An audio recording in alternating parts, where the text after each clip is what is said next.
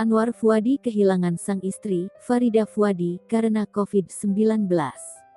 Ia mengaku baru saja merayakan ulang tahun ke-50 pernikahannya.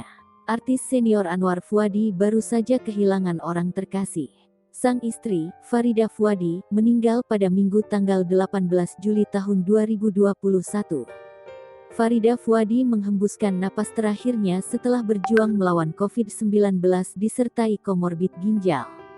Ia sempat dirawat selama 5 hari di UGD Rumah Sakit Ciputra, Jakarta Barat. Kondisinya pun semakin menurun sebelum akhirnya berpulang. Anwar Fuady tak mampu menutupi rasa kehilangannya. Masih jelas diingatan, ia dan Farida baru saja merayakan ulang tahun ke-50 pernikahan pada tanggal 14 Februari tahun 2021.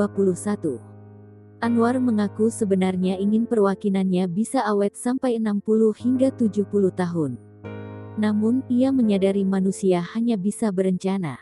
Bagi Anwar, mampu membina rumah tangga sampai 50 tahun merupakan hal yang luar biasa.